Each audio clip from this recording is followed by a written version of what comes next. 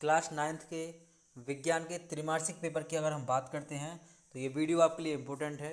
देखिए, कल मैंने आपको हिंदी के कुछ क्वेश्चंस बताए हुए थे और जो क्वेश्चन मैंने आपको बताए थे एग्ज़ाम में देखेंगे आप तो उसमें से लगभग आपके बहुत से क्वेश्चन देखने के लिए आपको मिले थे।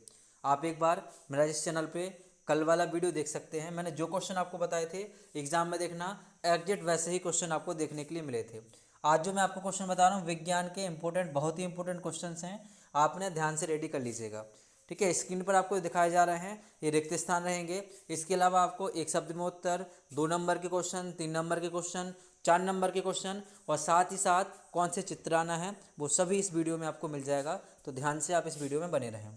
देखिए, सबसे पहले तो ऑप्शन नंबर फर्स्ट आपका है कि परम शून्य ताप का मान कितना होता है।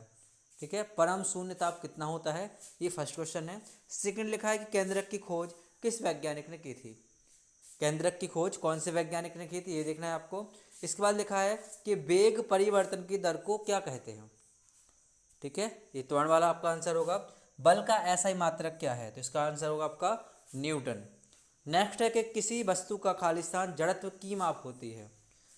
इसके बाद क्रोमोसोम डीएनए और किसके बने होते हैं। संरचना और कार्य में समान कोशिकाओं का समूह क्या कहलाता है। जिसकी संरचना समान हो और कार्य भी समान हो तो उसे बोलते हैं ऊतक। ये तो ही आपके रिक्त स्थान। चलिए, इसके बाद आपके ये रहेंगे एक शब्द में उत्तर। जितने मैं क्वेश्चन आपको बता रहा हूँ आप ध्यान से इनके लिए नोट कर लीजिएगा और कल एग्जाम में देखना, आपको ये बहुत हेल्प करेंगे। क्वेश्चन है कि पदार्थ की वह अवस्था जिसमें आकर वह आयतन और उसका आकार होता है दोनों निश्चित रहता है तो उसे क्या बोलते हैं। ठोस बोलते हैं, द्रव बोलते हैं या गैस बोलते हैं। आकार और आकृति निश्चित होती है तो ठोस होता है, तो फर्स्ट वाले का आंसर आ जाएगा ठोस। सेकंड लिखा है कि नमक और आयोडीन के मिश्रण को हम किस प्रकार अलग अलग करेंगे, तो आंसर आएगा ऊर्ध्वपातन विधि से। फिर नेक्स्ट है कि जड़त्व किसे कहते हैं। जड़त्व की आपको यहाँ पर परिभाषा लिखनी होगी। प्रोटीन का संश्लेषण कोशिकाओं में कहाँ पर होता है, तो आंसर लिखना होगा कि प्रोटीन का संश्लेषण कोशिका में राइबोसोम में होता है। नेक्स्ट है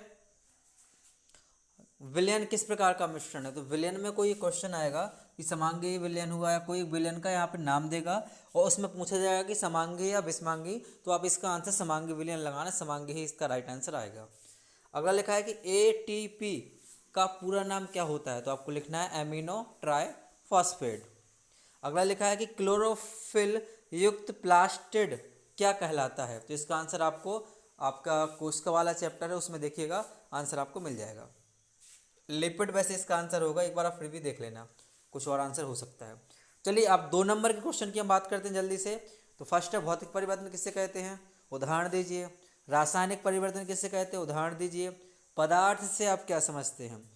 इसके अलावा दूरी विस्थापन में 2 अंतर, ये इंपॉर्टेंट क्वेश्चन है, या तो 2 नंबर में आएगा या 4 नंबर में। तो दूरी विस्थापन आप ध्यान से सीख लीजिएगा। गलनांक से आप क्या समझते हैं। प्लाज्मा झिल्ली को वर्णात्मक परगम झिल्ली क्यों कहा जाता है। कोशिका को जीवन की संरचनात्मक एवं क्रियात्मक इकाई क्यों कहते हैं। न्यूटन की गति का दूसरा नियम। लाइसोसोम को आत्मघाती थैली क्यों कहा जाता है। टिंडल प्रभाव क्या है और संवेग संरक्षण का नियम बताइए। ये इंपॉर्टेंट क्वेश्चन है, आप ध्यान से कीजिएगा। और ये रहेंगे आपके 4 नंबर के क्वेश्चंस, सॉरी ये 3 नंबर के क्वेश्चंस हैं। फर्स्ट क्वेश्चन है कि घोड़ा गाड़ी है, उस पर न्यूटन की गति का कौन सा नियम लगता है, आप कैसे पता करेंगे।